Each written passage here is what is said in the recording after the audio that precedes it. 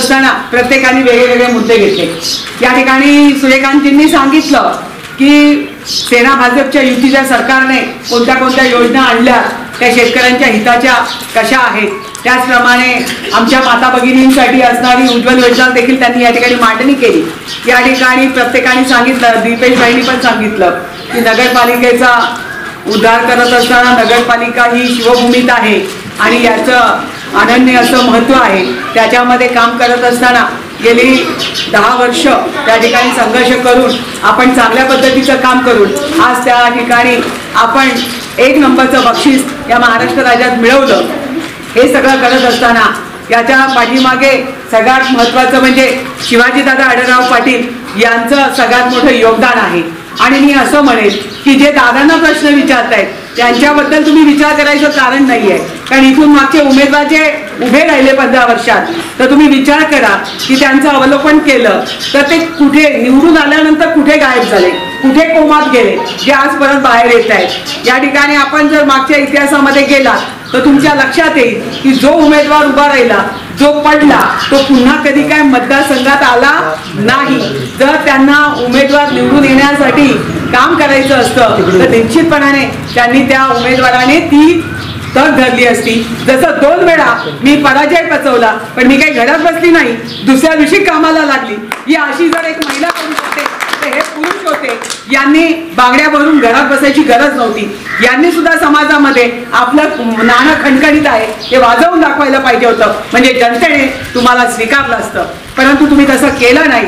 निवडणूक आली की तुम्हाला जाग येते, उमेदवार कोण असावा हे सुद्धा ज्ञात नसतं, तो घडवण्याची सुद्धा तुमची पात्रता नाही। अशा पक्षांनी इथे येऊन काय बोलणार आहे, काय करणार आहे याचा विचार आपण करायचा नाही। कोणाची रेष पुसायला आम्ही आलेलो नाही, तर आमची रेष कशी वाढवता येईल त्याच्यासाठी आम्ही या ठिकाणी आलेलो आहोत। आणि मला पूर्ण विश्वास आहे की केंद्रामध्ये ज्या पद्धतीने तुम्ही जर आज म्हणत असाल की 15 वर्षाचा हिशोब लेखाजोखा आमच्याकडे मागताय की 15 वर्षात यांनी केलं काय, या खासदाराने काहीच करता आलं नाही, त्या खासदारांनी केलेल्या अनेक कामांमध्ये तुम्ही विचार करा की 3 वेळा त्यांना पुरस्कार देणारं, कारण आताचं सरकार बीजेपी सरकार होतं बरोबर, सेना भाजपचं, पण इथून मागचं सरकार तर आघाडीचंच होतं ना।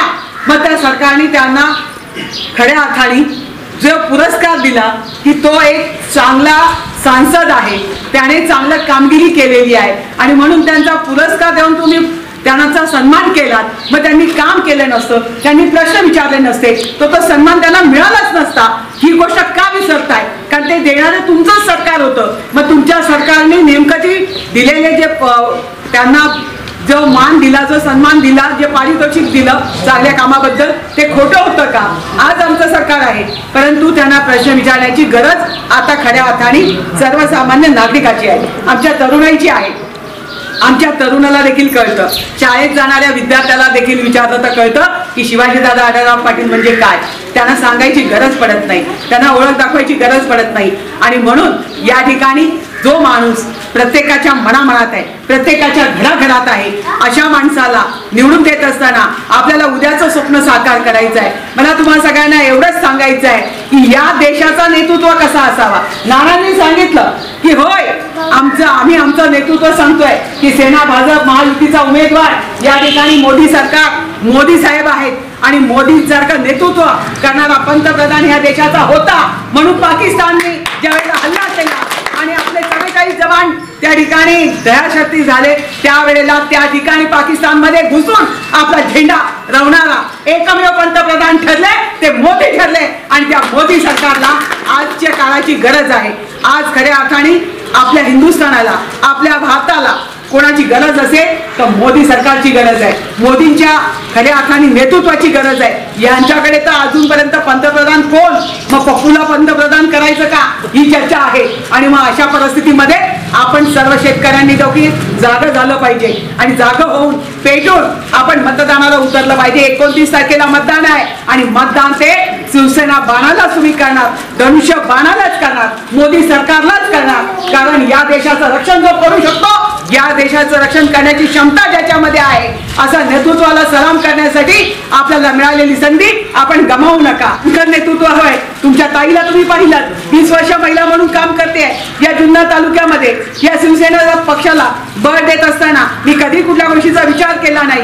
येईल ती संकट जशी अंगावर घेतली आणि पक्षाला जिवंत घेऊन पक्षाच्या कार्यकर्त्यांना मोठा करण्याचा प्रामाणिक प्रयत्न केला. त्याच पद्धतीने शिवाजीदादा आढळराव पाटील यांनी 15 वर्ष केलेलं कार्य डोळ्यापुढे आणा. आणि तुम्हा सर्वांना एकच सांगू इच्छिते का आताचं हे सरकार येत असताना दादांची मूळ भूमिका आपली मूलभूत भूमिका आहे की उद्या त्यांना लाल दिव्याची गाडी मंत्री झालेला आपल्याला पाहिजे आहे.